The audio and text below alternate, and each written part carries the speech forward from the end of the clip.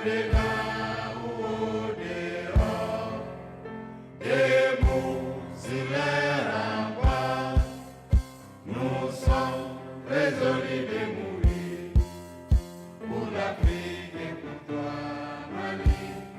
Notre drapeau sera liberté pour l'Afrique et pour toi, Mali. Notre combat sera l'unité. Au Mali d'aujourd'hui, au Mali de demain, les champs fleuris d'espérance, les cœurs vibrent de confiance.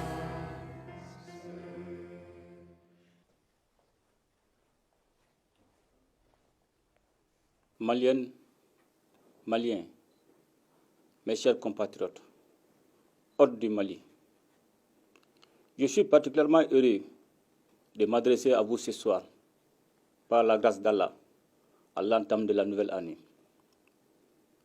La traditionnelle présentation des vœux de Nouvel An nous offre l'occasion de faire le point de l'année écoulée pour mieux nous projeter dans la nouvelle année.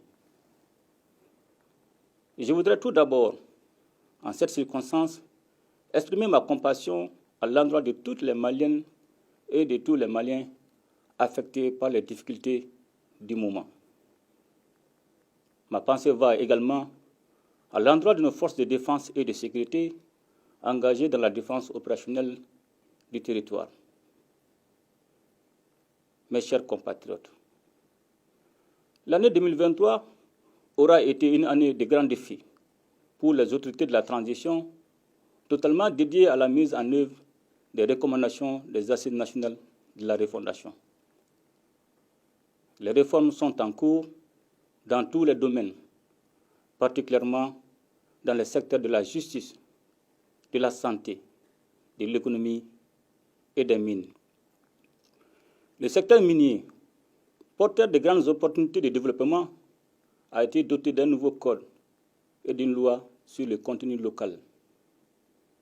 Il ouvre la voie à d'énormes opportunités de développement endogène et à d'importantes ressources budgétaires. Mes chers compatriotes, l'État a renforcé l'amélioration de la gouvernance et a accéléré l'appui aux entreprises publiques. Il a également continué de soutenir le monde rural à travers les subventions sur les intrants et l'aide aux producteurs de coton sinistrés. L'État a par ailleurs soutenu le financement du secteur privé en fournissant un appui conséquent au fonds de garantie du secteur privé à plus de 100 milliards de francs CFA. Dans le même temps, le gouvernement a poursuivi ses actions dans différents domaines en vue d'améliorer les conditions de vie de la population et les indicateurs macroéconomiques sont bien orientés malgré les effets de la crise multidimensionnelle. Des investissements importants sont aussi engagés dans le domaine de la santé et de l'éducation par la construction d'infrastructures, l'acquisition d'équipements et le renforcement des capacités. L'étude prospective du Mali à l'horizon 2063, avec un phasage décennal, a été lancée afin de doter notre pays d'une orientation et d'une vision claire pour son avenir. Mes chers compatriotes, toutes ces actions déterminantes pour l'avenir de notre pays ont été réalisées grâce à la résilience du peuple malien qui consent d'énormes sacrifices pour le retour de la paix, de la prospérité et de l'autorité de l'État.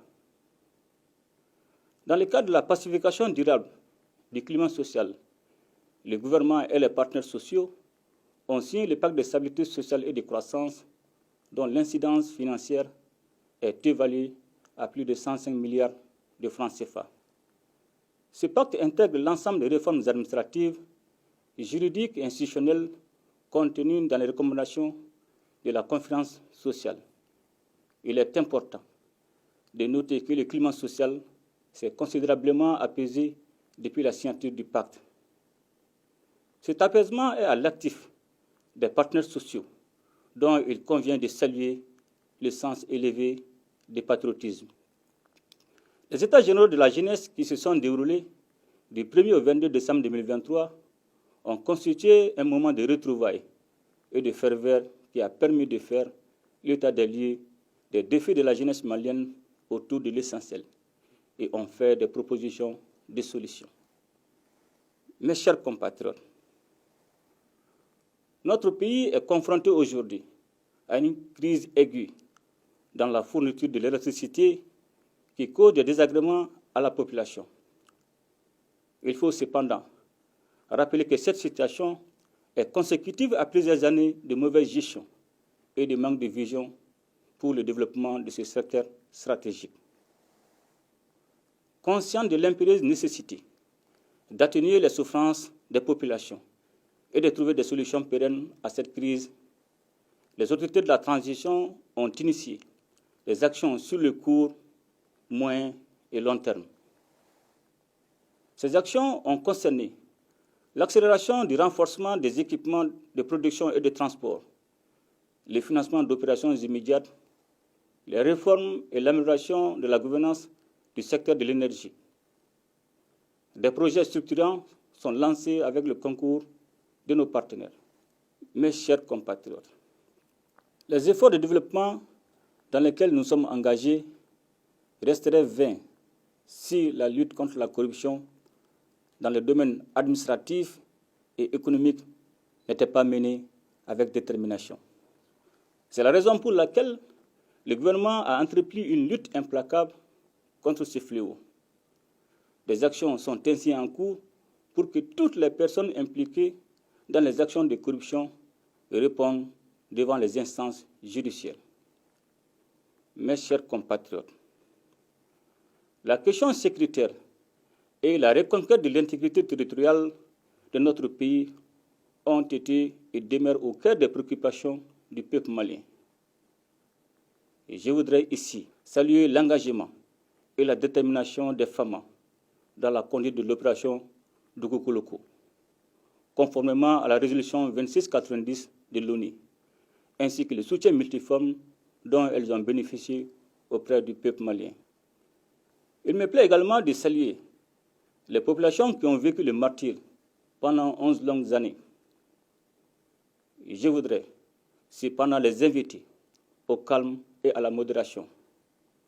Notre mission n'est pas achevée. Je rappelle qu'elle consiste à recouvrer et à sécuriser l'intégrité du territoire sans exclusive aucune. C'est aussi l'occasion pour moi de présenter mes condoléances et former les vœux de prompt rétablissement aux victimes civiles et militaires de la tragédie qui a été imposée à notre peuple.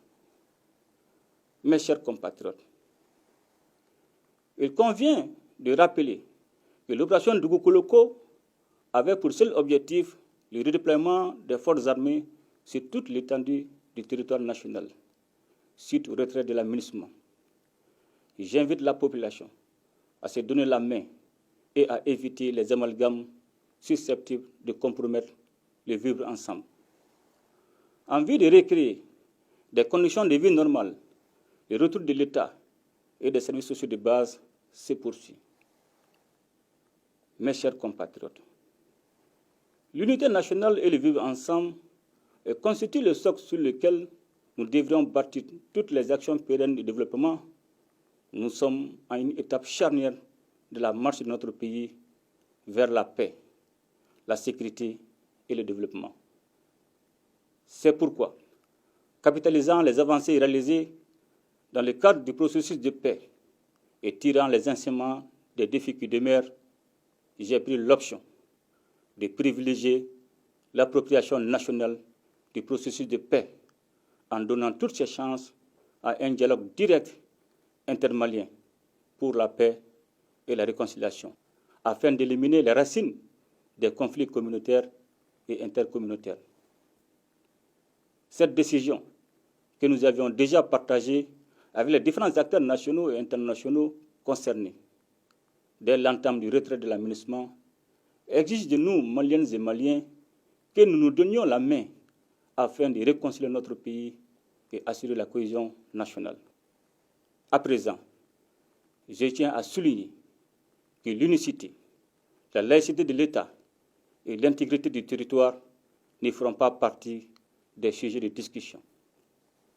Il s'agit en effet de créer les conditions pour que chaque Malienne et chaque Malien puisse s'épanouir dans un environnement marqué par la confiance retrouvée entre les communautés sous la protection de l'État.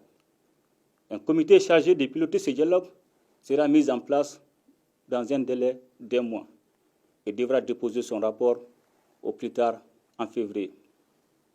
Cependant, la lutte contre les groupes armés terroristes se poursuivra jusqu'à la pacification totale du pays. Sur aucune portion du territoire national, il ne devrait y avoir de la place pour ceux qui ont décidé d'attenter à nos terres et à la vie de nos populations. Mes chers compatriotes, notre pays a incontestablement posé des actions majeures dans les différents secteurs de la vie nationale. Toutefois, nous devons rester vigilants afin de consolider les acquis. Je voudrais ici remercier l'ensemble des partenaires nationaux et internationaux qui ont appuyé notre pays dans le domaine sécuritaire. Mes remerciements vont surtout à l'endroit de la Fédération de Russie et particulièrement au président Vladimir Poutine, dont le soutien politique et militaire a été déterminant dans les victoires remportées contre nos ennemis. Mes chers compatriotes, les multiples soubresauts politiques que notre pays a connus depuis l'avènement de la démocratie ont indiqué à suffisance la nécessité de mener des réformes politiques.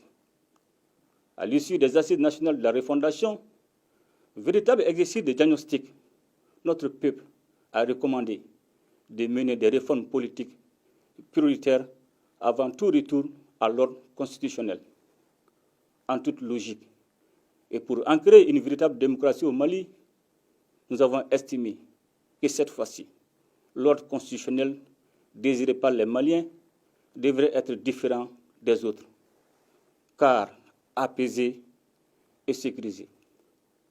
En application de cette vision, nous avons réussi collectivement, entre autres, à relire la loi électorale, à créer un organe unique de gestion des élections et surtout à adopter une nouvelle constitution par référendum consacrant la 4e République après tant d'échecs. Au cours de l'année 2024, les efforts tendant à retourner à un ordre constitutionnel apaisé et sécurisé ne faibliront point.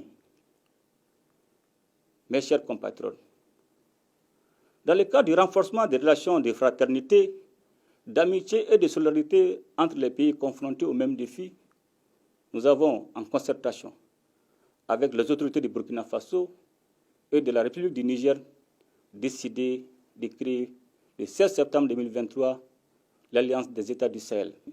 Fondée sur une architecture de défense collective et d'assistance mutuelle, l'AES est désormais une alliance qui vise, d'une part, une intégration politique renforcée, centrée sur l'intégration des peuples, et d'autre part, aspire à créer les conditions nécessaires à un développement socio-économique, financier, harmonieux des 3 États liés par des relations historiques et stratégiques.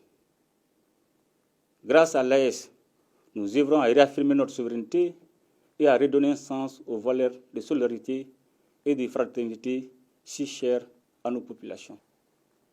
Mes chers compatriotes, c'est dans ce nouveau contexte que nous allons nous atteler à renforcer notre État pour qu'il remplisse ses missions régaliennes au bénéfice de tous afin d'édifier une société juste et équitable, avec plus d'inclusion sociale et de protection des plus vulnérables. Pour ce faire, nous devrions demeurer attachés aux valeurs cardinales de notre société qui sont, entre autres, la bravoure, l'abnégation au travail, le respect du bien public et la solidarité. Mes chers compatriotes, c'est ensemble que nous allons construire un Mali Koura, c'est-à-dire un Mali prospère et uni dans sa diversité. C'est ensemble que nous serons plus forts pour vaincre l'adversité, pour agir efficacement sur notre présent et déterminer en toute souveraineté notre avenir et celui de nos enfants. C'est donc plein de confiance dans les résolutions que nous avons prises ensemble pour la nouvelle année, qu'à chacune et à chacun de vous, j'adresse mes vœux de bonne santé, de succès et de bonheur. Bonne et heureuse année 2024 dans un Mali pacifié, stable et prospère. Qu'Allah bénisse le Mali et protège les Maliens. Je vous remercie.